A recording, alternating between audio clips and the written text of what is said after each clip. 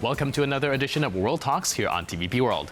I'm your host, Benjamin Lee, and please join me and my guests on this next interview.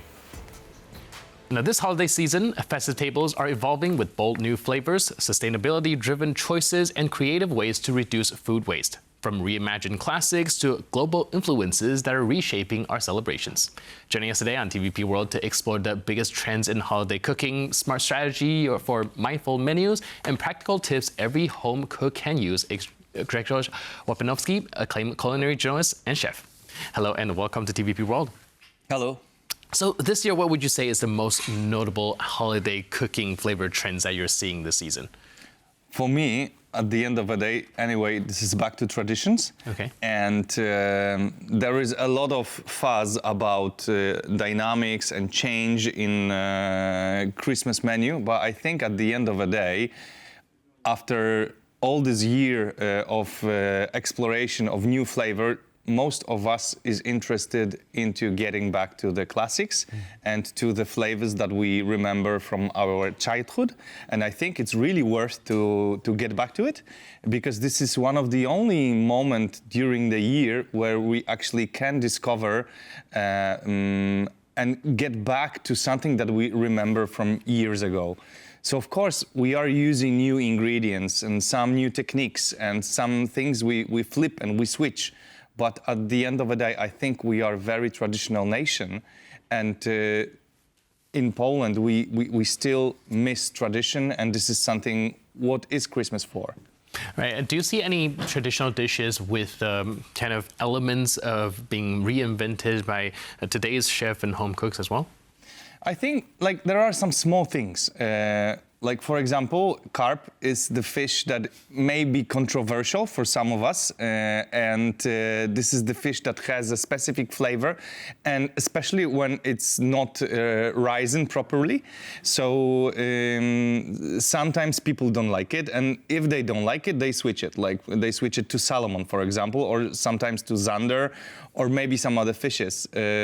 But still, even I think if people don't like it, for many families, it's like, okay, let's pick carp because this is tradition. Once a year, we're gonna eat it.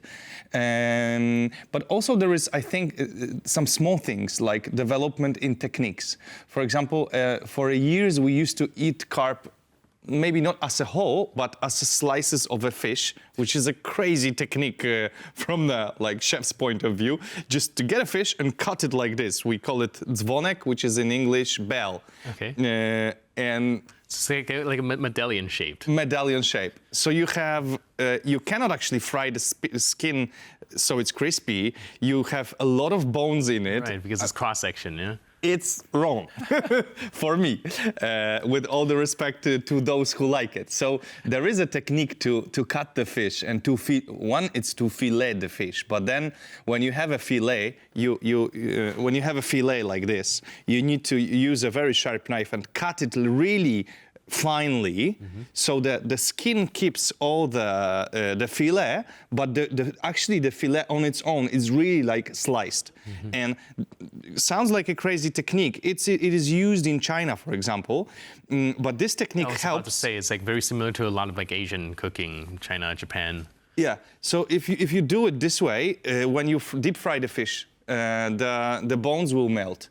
And I think this is one of the biggest problem of carp maybe, is if it's rising wrong and cheaper technique of rising, then it smells not bad. And the other one, when it has a bones. So both of these things, you can cut them out if you source the good fish, that's one thing. And the other thing is, if you will cut it properly, you can buy it cut like this in the shop, because right now they are using laser to slice the fillet.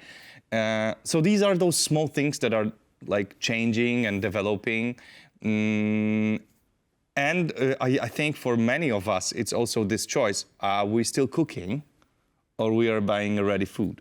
That's true as well. You just brought up this filleting method, and I'm also curious about whether or not you see also other kind of global cuisines or cooking methods influencing kind of these modern, more holiday menus, as we are seeing recent numbers are showing like there's more and more foreigners being in Poland as well, and there's some cultural integration happening already. Do you see more of these sort of methods in this manner? I think so. You are right. So we have, like, in our society, either this quite a big traditional part, and also older people that are really like they stick to tradition, but at the same time you have a young generation, people that are 15, 20, that are into ramen, kimbap, and into pad thai, and they are very open on the other flavors and influences, and they want to experience. So it's funny. I remember talking with a hairdresser, and she said, "So I have a young kid, and she's getting back home, and she's asking me, Mom, why you're not cooking ramen?" And she's asking, she's used to cook consommé, not ramen, like rosu. But so the young generation is really open, and they want to experience new things and discover these new things. And I think we have this like sort of pressure from younger generation to pick new things and to blend the new flavors, even into these traditional dishes. Like, for example, herring gives a lot of opportunities to play with flavors. Yeah. You can make a curry herring, you can make a herring in gochujang, for example, or add coriander, many things. In wasabi can be really good. Yeah, we see like a different flavor and spices being introduced to what is traditionally kind of known as Christmas cooking as well. Now, speaking of being pressured, there's also this push for sustainability as well. Do you see that kind of becoming introduced into an element for the holiday cooking as well? Do you see people more sticking to the traditional way, or does this kind of idea of sustainability has been also blended into modern day holiday cooking?